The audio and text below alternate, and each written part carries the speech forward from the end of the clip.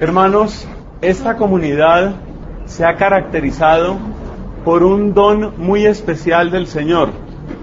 Les cuento cómo yo veo las cosas. Yo he visto que el Señor ha sido muy generoso en los dones y en los carismas con esta comunidad, pero especialmente ha venido haciendo una obra de sanación.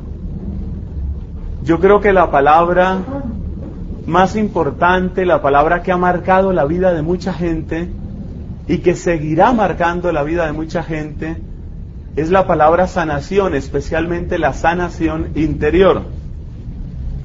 Como ustedes saben, la sanación interior tiene varias dimensiones.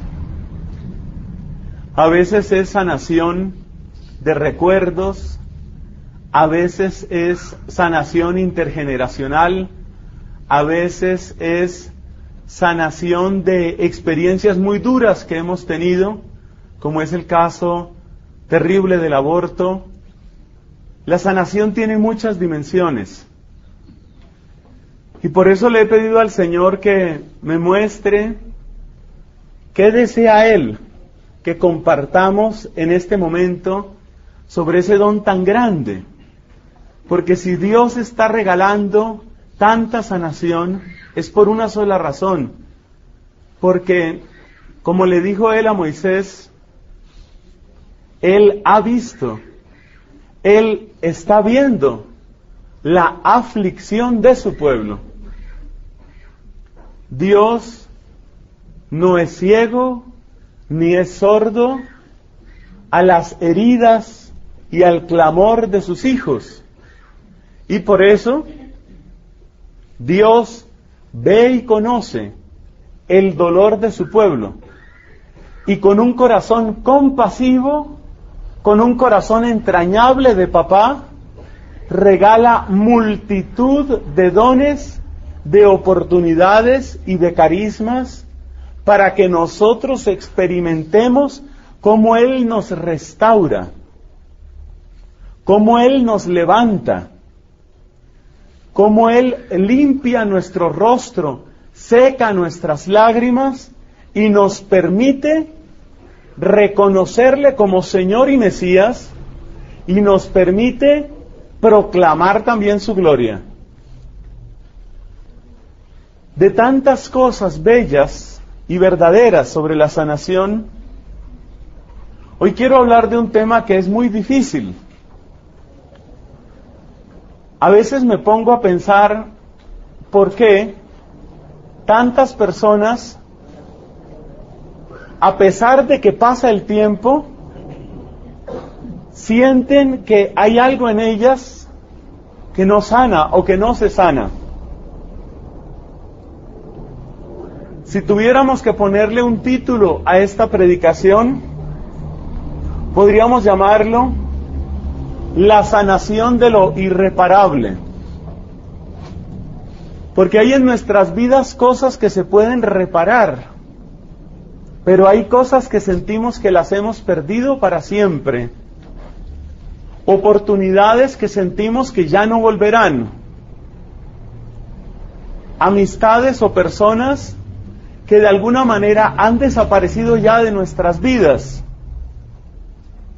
Y en mi experiencia de consejería, de predicación y desde luego del ministerio del sacerdocio, he encontrado que estas cosas, las que parecen irreparables, son precisamente las que más trabajo nos dan para llegar a una verdadera sanación. Incluso parece una contradicción hablar de sanación de lo irreparable. Vamos a dar ejemplos. Si una persona se encuentra en malos términos con el papá, no se puede entender con el papá, pero un día felizmente reconocen sus errores, se reconcilian y se abrazan, pues ello es una gran noticia y es un día de fiesta en la casa.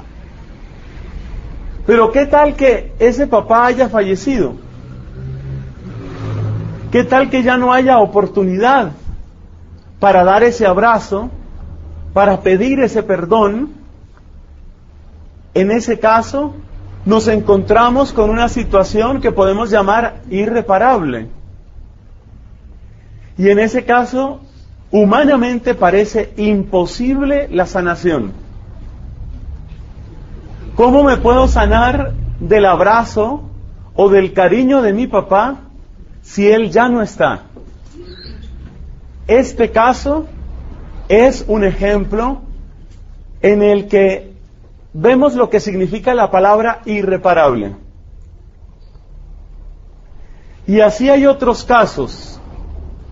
Por ejemplo, una separación matrimonial, una vez que se ha consumado, una vez que se ha formado incluso una nueva familia.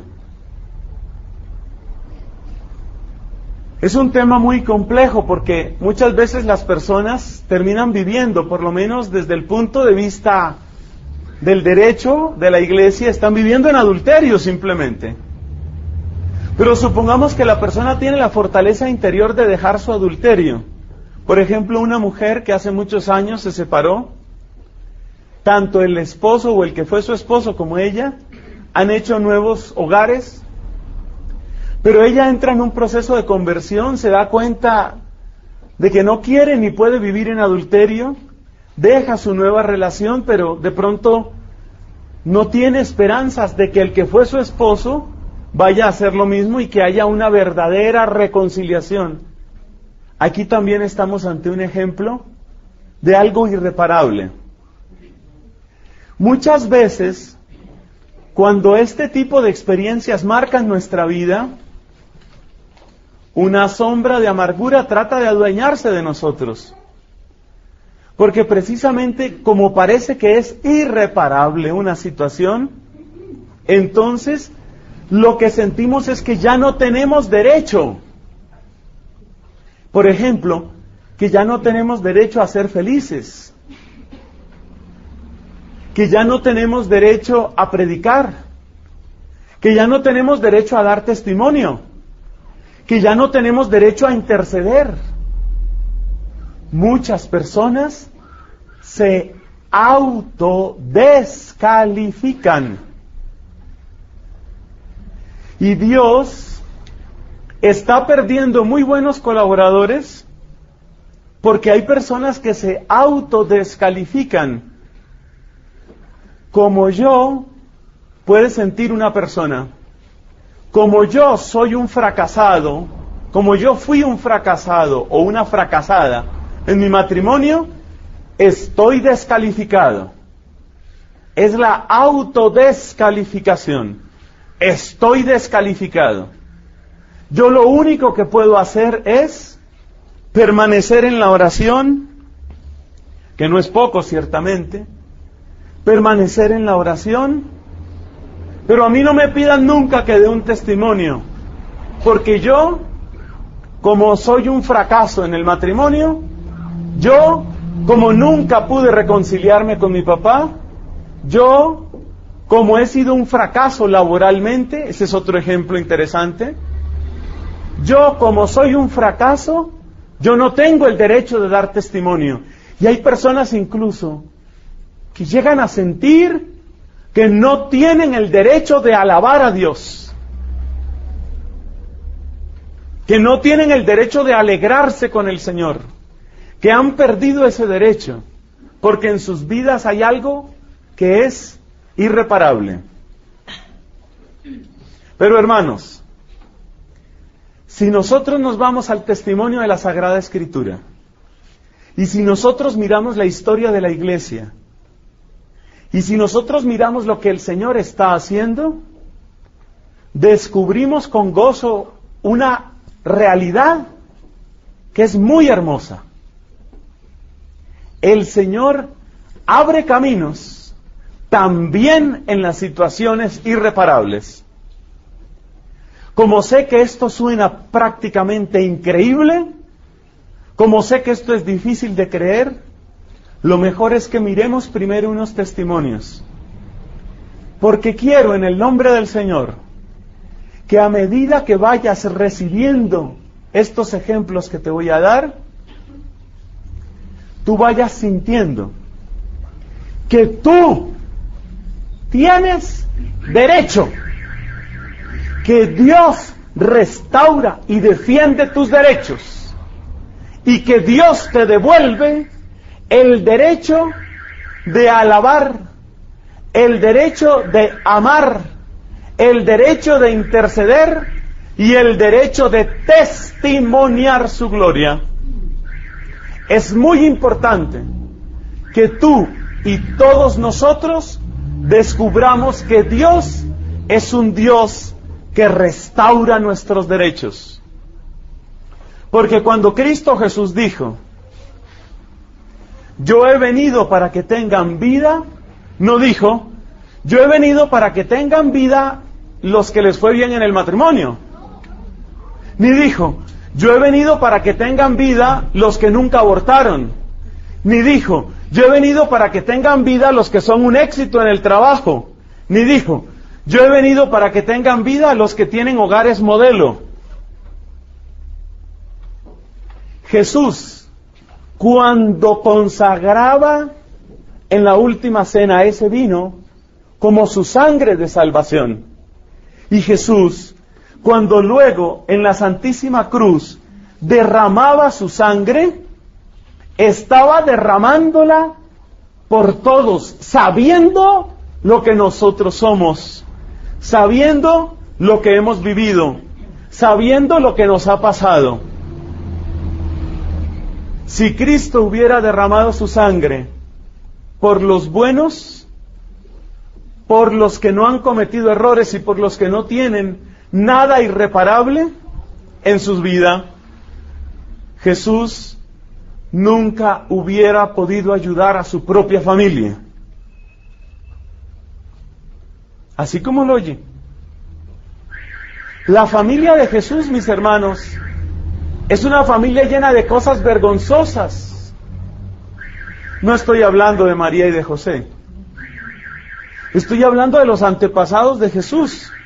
Porque si ustedes recuerdan, el Evangelio según San Mateo empieza con una lista muy larga de nombres. Y ustedes tal vez se hayan preguntado lo mismo que yo, ¿para qué sirve esa lista de nombres? ¿Sabes para qué sirve? Para que sepamos cuál es la familia de Jesús. Para que sepamos de qué familia viene Jesús. Y en esa familia había una cantidad de cosas irreparables. Este es mi primer ejemplo. La familia misma de Jesús es una familia repleta de cosas irreparables. Es posible que en tu casa haya sucedido algo espantoso que se llama el incesto. Relaciones sexuales entre hermanos. No, tal vez no ha sucedido. Por las caras que veo parece que no ha sucedido mucho. Pues en la familia de Jesús pasó eso. Esa es la familia de Jesús. Una familia donde sucedió el incesto. Es probable que alguna de tus abuelas haya ejercido la prostitución. Por la cara que me hacen parece que no tanto.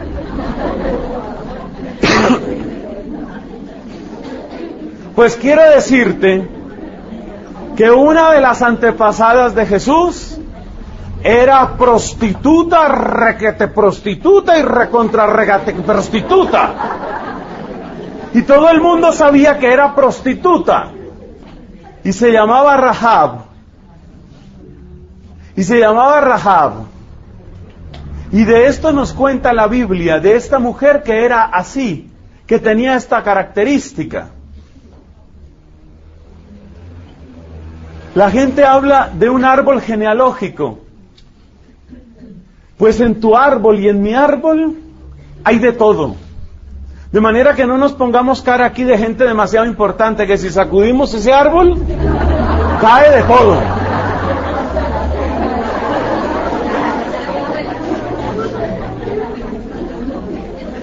Pues hermanos, si sacudimos el árbol de Jesús, el árbol de Jesús, caen adulterios, incestos, prostitución, traición, violencia, asesinatos. Ese es el árbol de Jesús. Y Jesús, sabemos, que ha venido para traer la salvación al mundo. Y desde luego no es la salvación solamente para los que nacieran desde Él en adelante.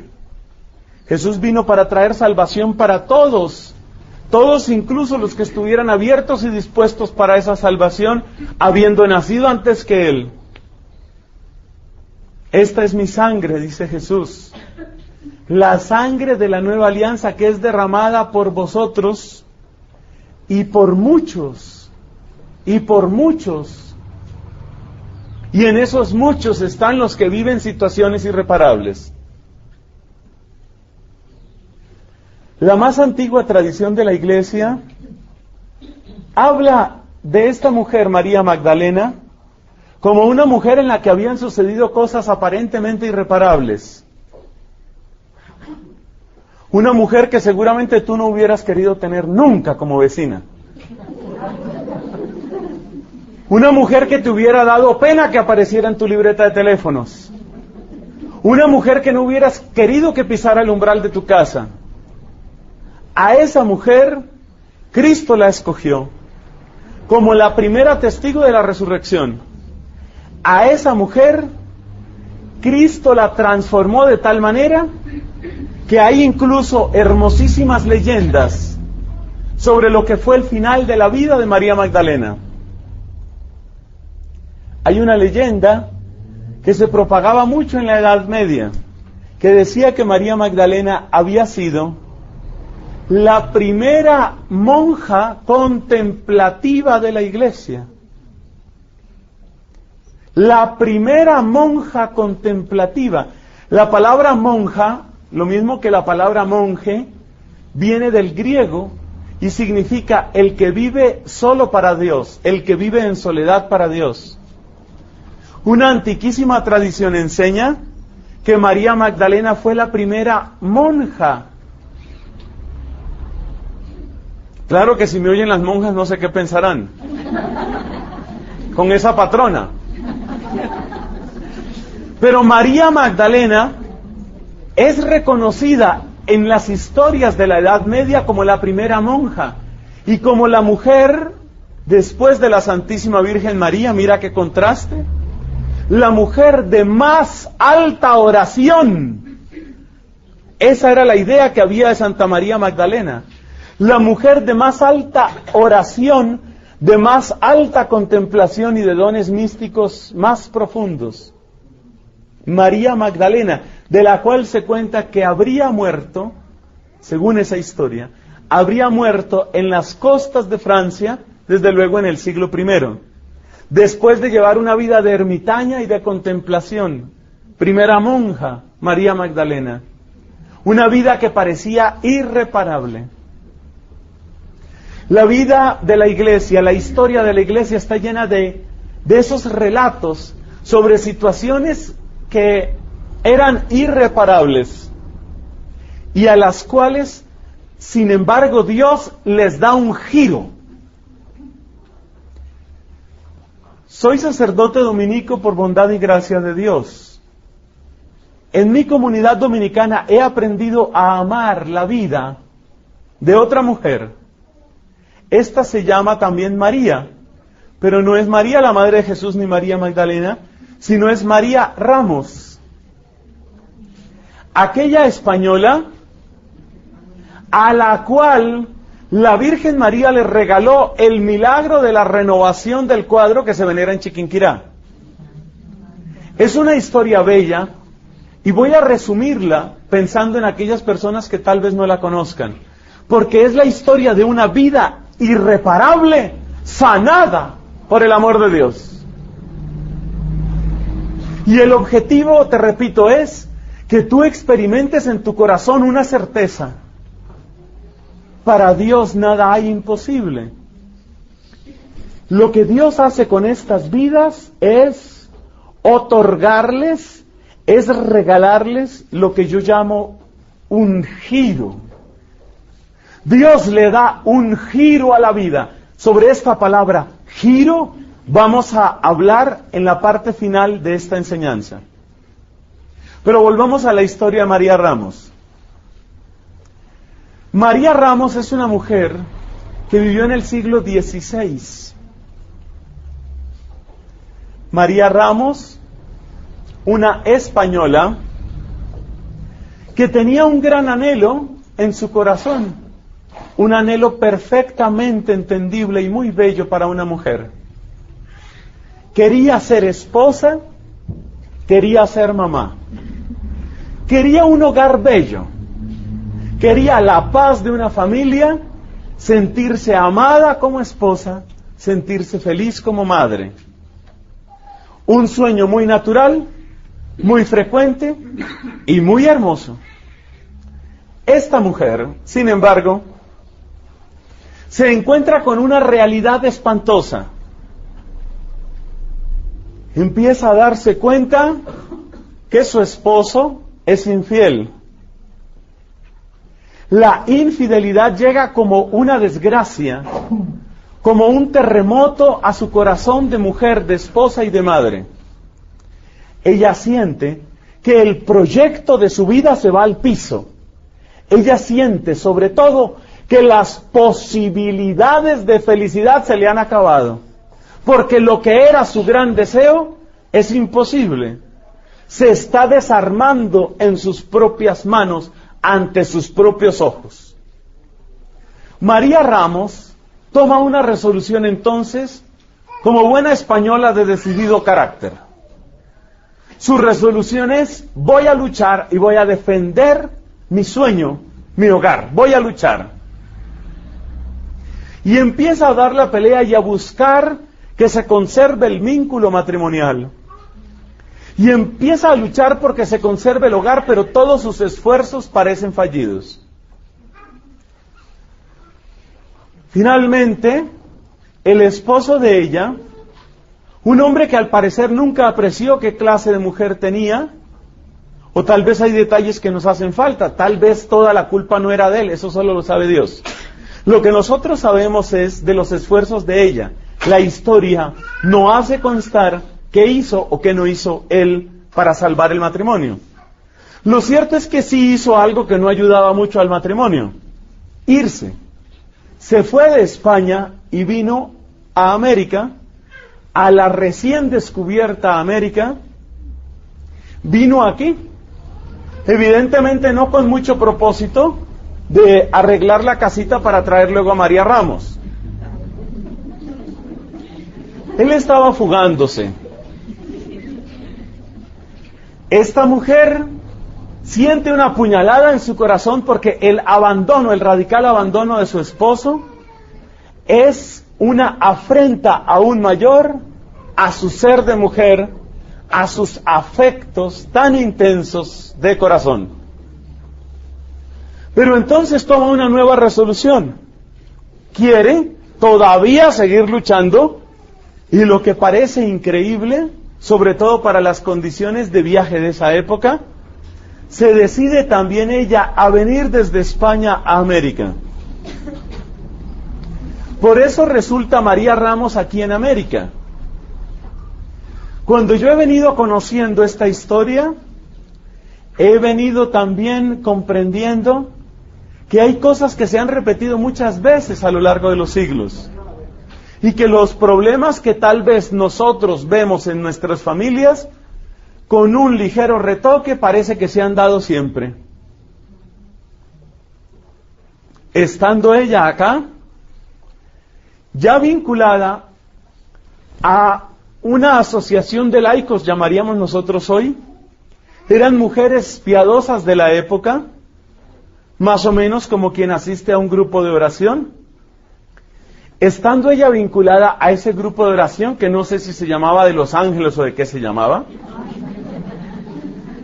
ella empieza a buscar en la oración, primero un poco de consuelo, porque evidentemente no encuentra nada que la pueda consolar.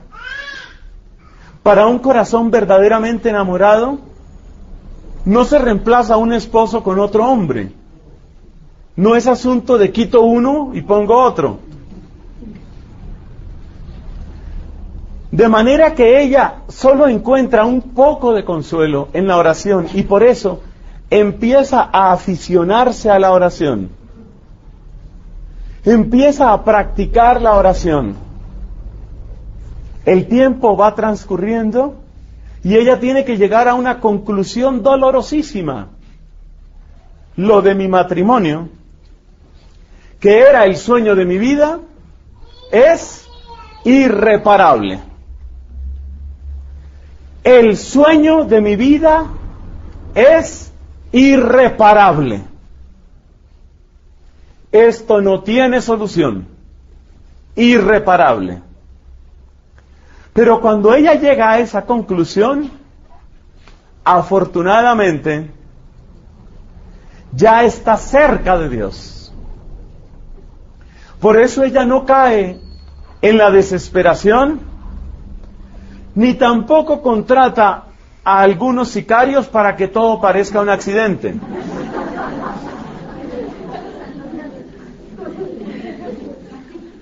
No busca ese género de venganza. Tampoco toma la solución sencilla que hoy parecen vendernos tan fácilmente por la televisión. Haga usted lo mismo. No tomó esa solución. Y no la tomó no por el esposo, no la tomó por respeto a su propio corazón. La manera como yo soy capaz de amar no se merece que yo me haga esto. No, yo no me merezco esto. Por eso ella no busca la desesperación. Tampoco se le tiró a un bus, además no había buses.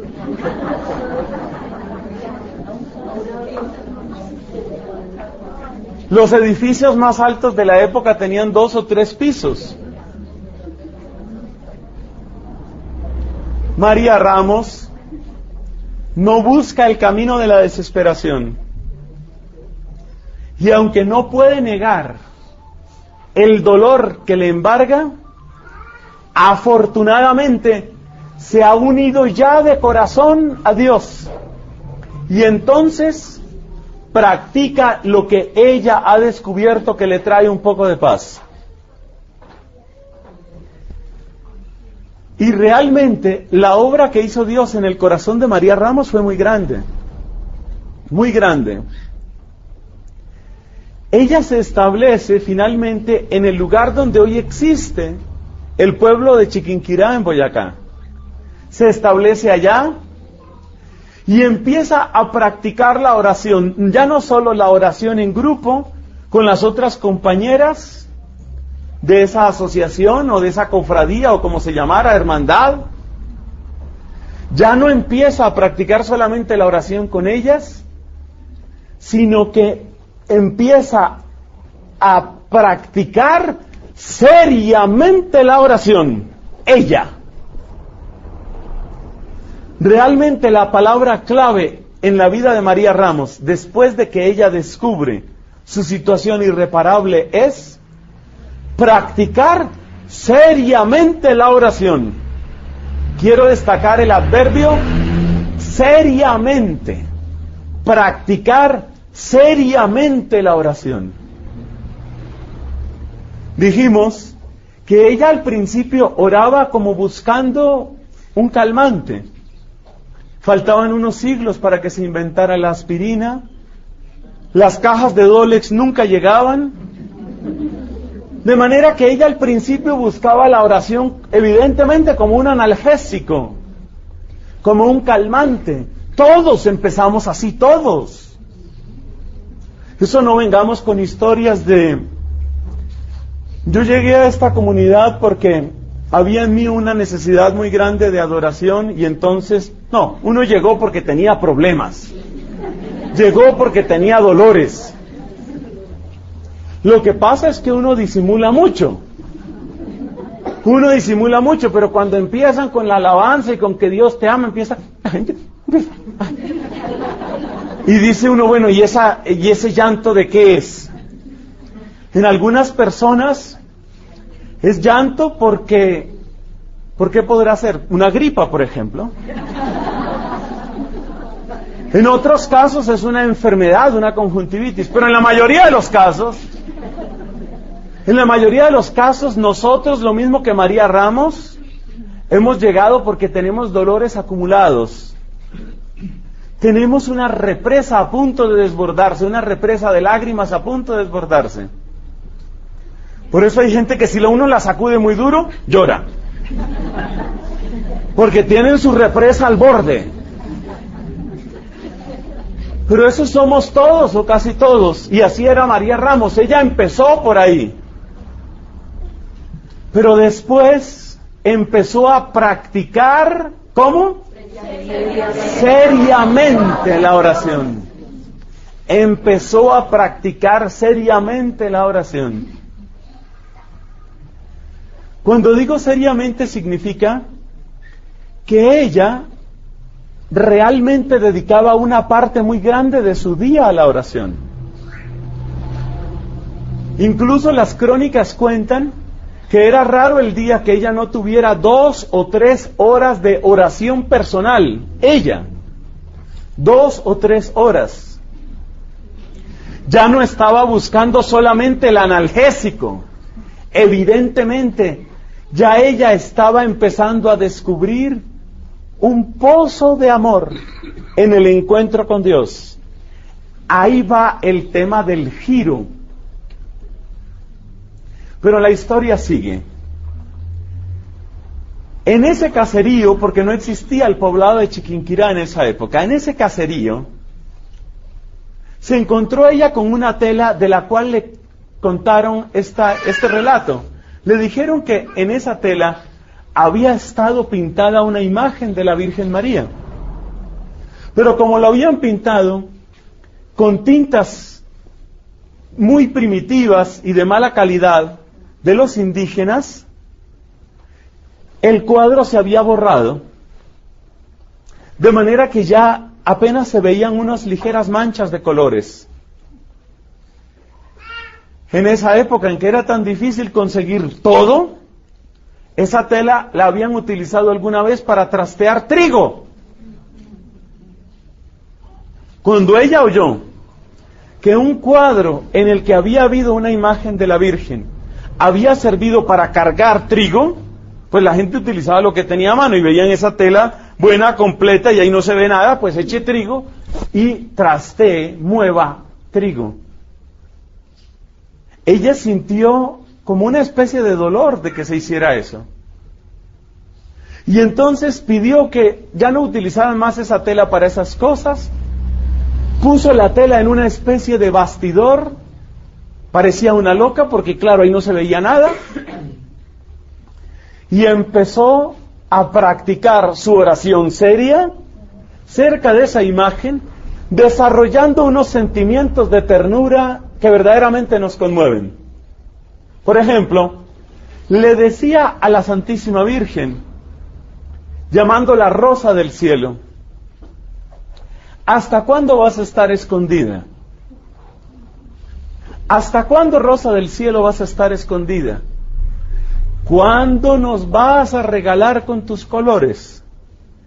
Palabras de una ternura tan hermosa, de una ternura tan grande, que nos hacen recordar, por otra parte, ese lenguaje de amor tan bonito entre María Santísima también y el beato Juan Diego en los acontecimientos, San Juan Diego en los acontecimientos de Guadalupe. También allá había un trato de ternura. Esa es de las cosas lindas de Guadalupe, digámoslo entre paréntesis. De las cosas bellas de la historia de Guadalupe es la mutua ternura. Porque entonces la Virgen, cuando se le aparece a Juan Diego, lo llama mi niño, y entonces Juan Diego le dice a la Virgen, mi niña. Bueno, en la historia de Chiquinquirá, María Ramos empieza a utilizar ese lenguaje y, dedicada seriamente a la oración, pasa mucho tiempo. Había una situación irreparable en su vida. Evidentemente tenía una llaga en su vida. Evidentemente, si tú la saludabas, por ejemplo, El día 23 de diciembre de 1586, ya próxima a la Navidad, si tú la saludabas y le decías, bueno, ¿y qué hay de tu familia? Pues tal vez ella sentiría el dolor de no tener una familia, de haber fracasado en su sueño hermoso de hacer una familia. Esa herida estaba, pero ella ya no estaba dominada por la herida.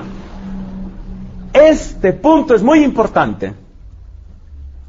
La herida estaba, pero ella no estaba dominada por la herida. Una cosa es tener una herida y otra cosa es ser dominado y gobernado por una herida. Son dos cosas distintas. Desde luego que nosotros tenemos heridas y desde luego que tenemos cicatrices, desde luego, pero lo importante es si vamos o no vamos a estar gobernados por nuestras heridas. María Ramos, el 23 de diciembre de 1586, era una mujer con una herida muy grande en el alma, pero ya era una herida que no la dominaba. Ya esa herida no tenía poder sobre ella. Pasó la Navidad del año 1586 y María Ramos insistía en su vida de oración. Pasó el día de Navidad, el 25, y el 26 de diciembre, ella muy temprano fue a hacer sus oraciones y se dedicó largo rato a orar. Y en medio de sus oraciones, con ese cariño que le había tomado a la Virgen, entonces volvió a decir su expresión: Rosa del cielo, ¿hasta cuándo te vas a esconder de mis ojos?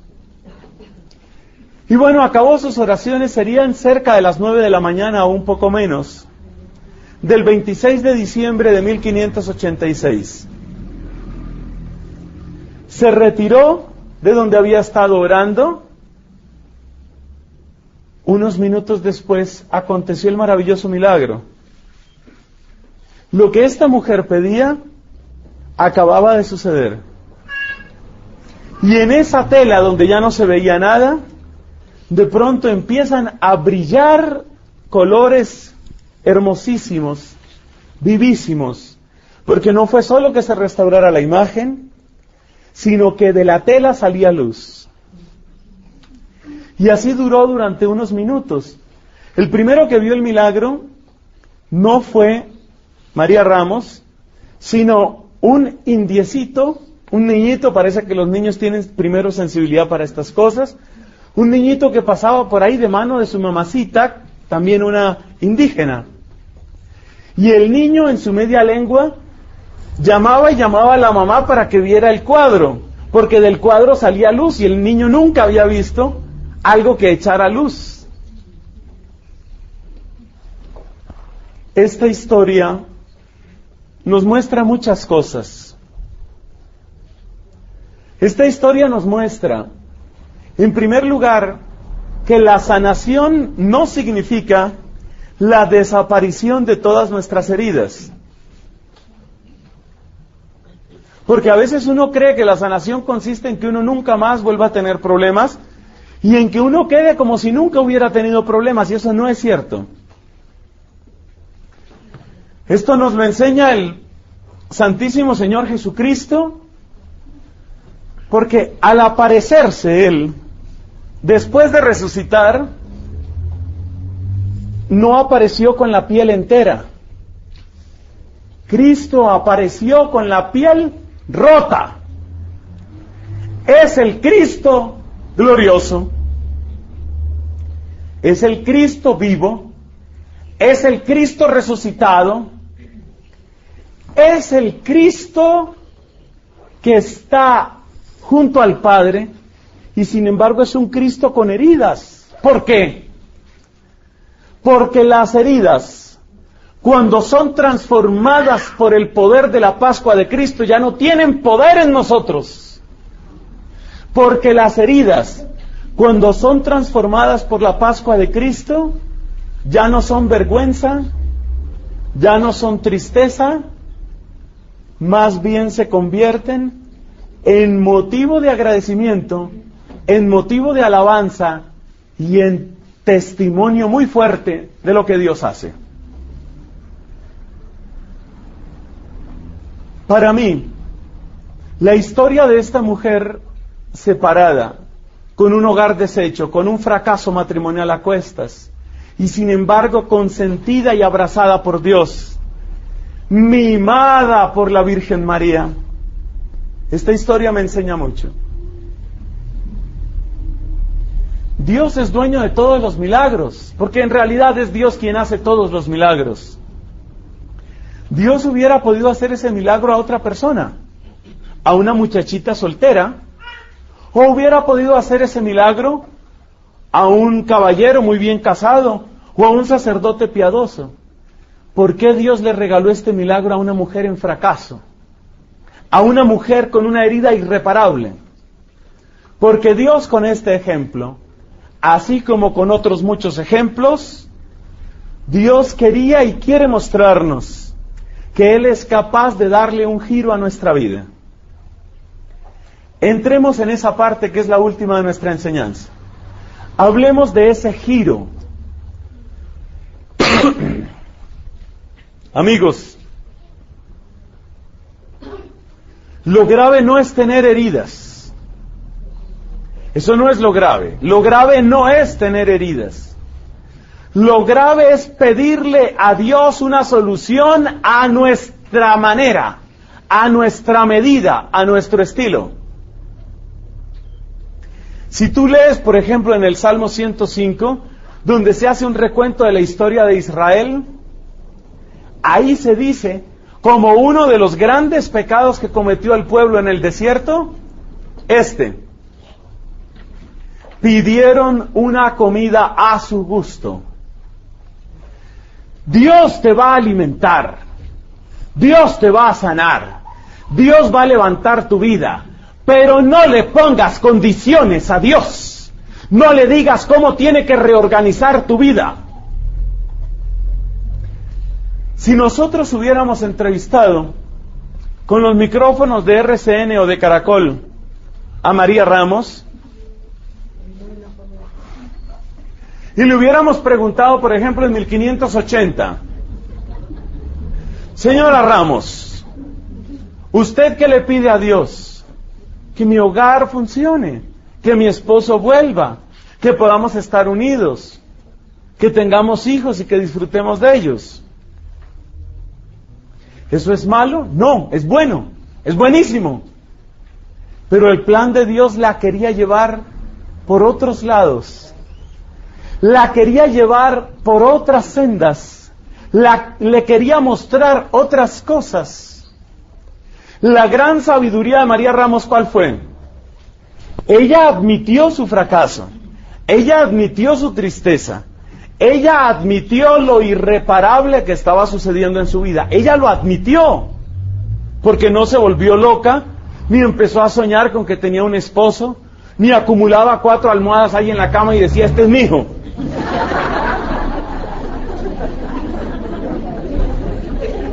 Ella admitió el fracaso en su vida. Ella admitió que había algo irreparable que le había sucedido. Ella hizo eso. Pero no se quedó ahí. Dejó abierta la puerta. Porque nuestro Dios, hermanos, es el Dios de las sorpresas. El Dios de las sorpresas. Nadie te está pidiendo que tú te sientas feliz si te fracasó el matrimonio. Nadie te está pidiendo. Nadie te está pidiendo que tú te sientas tranquilo y contento con un fracaso matrimonial, o con un hijo retardado mental, o con un problema que nunca resolviste con tu papá ya difunto. Nadie te está pidiendo que te mueras de la risa con un dolor de esos. Nadie. Pero lo que yo sí te puedo pedir y te puedo pedir en el nombre de Jesús y por tu propio bien, es: dale una oportunidad a Dios de que te sorprenda. Dale un chance a Dios para que te dé una sorpresa. Dale una oportunidad a Dios para que le dé un giro inesperado a tu vida. Dale esa oportunidad a Dios. Y como el ejemplo en el que más me he extendido es el de María Ramos, te voy a decir esto. Imaginémonos que María Ramos, en 1580, la entrevistamos con los micrófonos de RCN, y le decimos: ¿usted qué quiere?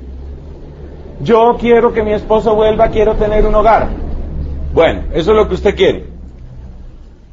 Si eso no sucede, si eso no llega nunca, ¿usted qué va a hacer? Viviré amargada los próximos 30 años que me quedan de vida, viviré triste, viviré resentida y finalmente me moriré detestando haber vivido. Es útil, es sabio eso.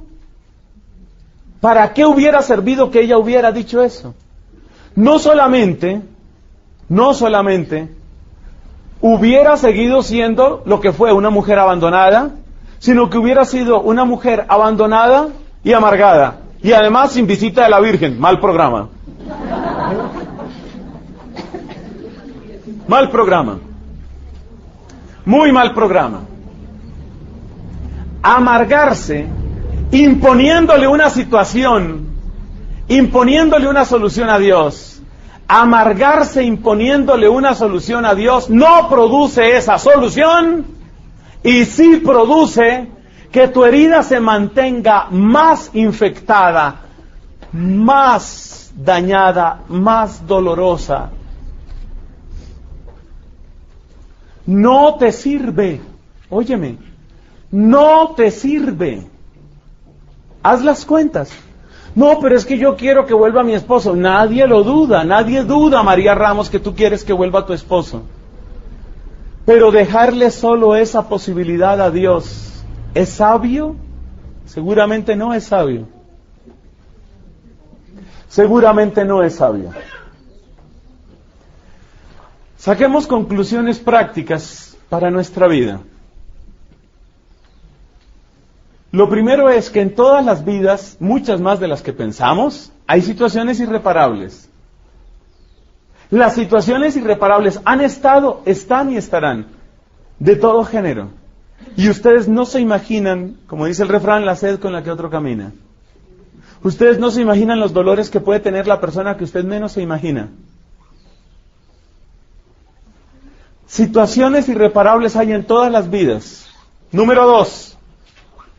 Dios nos sana, pero como nos muestra Cristo resucitado con sus llagas, muchas veces la sanación deja llagas, pero no son llagas con poder sobre nosotros, sino son llagas para que se muestre la gloria de Dios, como refulgió la gloria de Dios, otorgándole la caricia del milagro de la renovación el 26 de diciembre de 1586 a María Ramos. De manera que Dios en ninguna parte ha dicho que va a quitar todas las heridas, porque ni siquiera las quitó a su propio Hijo. Dios no va a quitar todas las heridas, va a quitar muchas, pero no las va a quitar todas, porque hay heridas tuyas que sirven, como lo dice San Pablo en la segunda carta a los Corintios, que sirven para que nos convenzamos de que solo basta la gracia de Dios. Solo en la gracia de Dios. Ese es el segundo punto. No pienses que Dios te va a quitar todas las heridas y te va a quitar todos los problemas. No, Dios no ha dicho eso.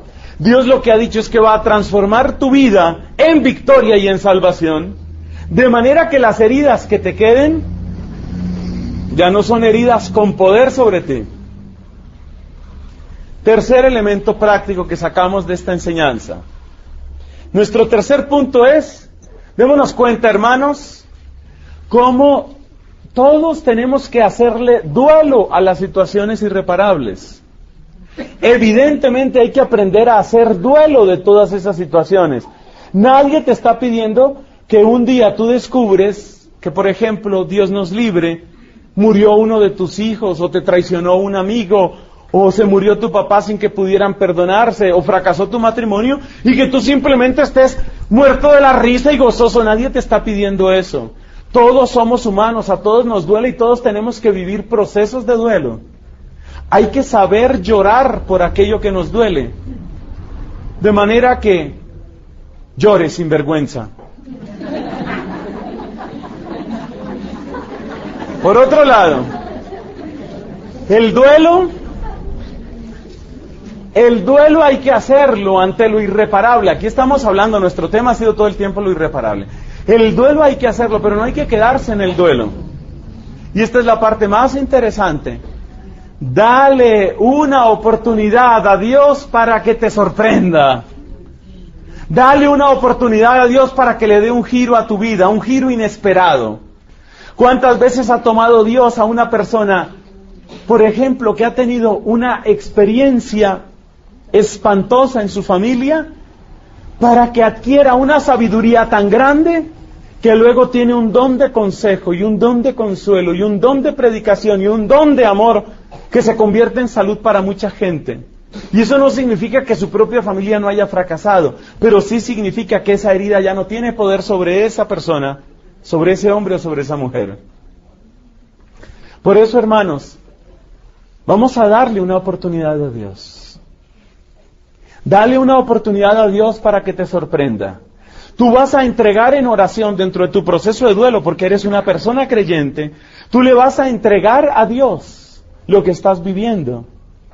El proceso de duelo necesariamente, pues para nosotros los que somos creyentes, el proceso de duelo necesariamente incluye oración. Y en oración tú le vas a entregar a Dios que las cosas te duelen. Es que yo no me acuerdo, no sé si es que mi Biblia está incompleta, pero la Biblia en ninguna parte dice, y yo te voy a blindar y nada te va a doler. Yo no sé, de pronto aquí la gente que conoce mejor la Biblia, si existe un versículo que diga, y yo te voy a blindar, y nada, no, los blindajes se quedan para George Bush y para la gente que puede pagar escoltas y cosas de esas. Pero la Biblia nunca dijo te voy a blindar. Evidentemente, el dolor nos va a visitar de muchas maneras, evidentemente, y evidentemente hay situaciones irreparables, pero nosotros entregamos en el poder de la oración esas cosas que vivimos. Nosotros entregamos en el poder de la oración todo eso que tal vez ya es irreparable, y lo entregamos pidiéndole a Dios, Señor, Dios de las sorpresas. Ustedes deberían hacer un santuario al Dios de las sorpresas.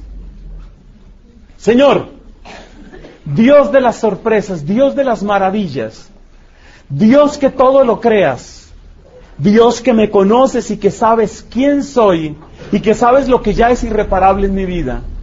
Yo te entrego una vez más mi dolor, te entrego una vez más mis lágrimas, pero no quiero que este dolor siga teniendo poder en mí. Humano soy, Señor, y lo que ha de dolerme, me duele.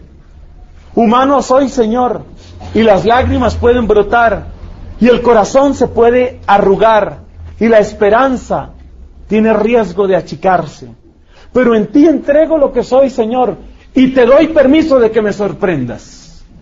Eso es. Te doy permiso de que me sorprendas. Señor, si yo llevo llagas en mi cuerpo, de nada tendré que avergonzarme, porque tu cuerpo también tiene llagas. Ya estamos iguales, Señor. No siento vergüenza de las llagas de mi corazón viendo tu corazón roto. No siento vergüenza de que haya todavía heridas en mí, si esas heridas están atadas a ti. Y si hay sangre de dolor en mí, sé que tengo y cuento a mi favor con sangre de tu amor. Por eso, Padre y amoroso Dios, te doy permiso de que des ese giro a mi vida. Te doy permiso de que transformes mi vida. Te doy permiso de que me sorprendas. Dame una sorpresa, Señor, cuando tú quieras. Yo me entrego a ti. Yo me doy a ti. Y me inspira en esta plegaria, Señor, ante todo, aquella que recibió la peor noticia, la muerte de su hijo en la cruz. Es que, mis hermanos, ¿quién fue María? María ahí no estaba recibiendo la peor de las heridas, pero ella, recibiendo la peor de las heridas, porque sería locura decir que eso no le dolía, recibiendo la peor de las heridas, y era una herida irreparable, porque no hay nada más irreparable que la muerte. Recibiendo la peor de las heridas, ¿qué hizo? Esperó en Dios. ¿Quién fue María? Al pie de la cruz. María al pie de la cruz fue aquella mujer valiente. María Santísima al pie de la cruz fue aquella mujer creyente, que ahí, al pie del suplicio de su hijo, fue capaz de decir: no entiendo, me duele, te lo entrego, Señor, y espero de ti una sorpresa. Y la sorpresa es el Hijo en la gloria, la sorpresa es el Cristo vivo, y la sorpresa es la Pascua, es la resurrección. La esperanza y la oración de María no fueron defraudadas. María al pie de la cruz es la mujer cargada de dolor, pero sobre todo es la mujer cargada de esperanza. Y esa mujer cargada de esperanza, que estaba viendo lo irreparable ante sus ojos, esa mujer cargada de esperanza le dio permiso a Dios para que le regalara una sorpresa. Y la sorpresa es la Pascua para María y para el mundo. Gloria al Padre, y al Hijo, y al Espíritu Santo.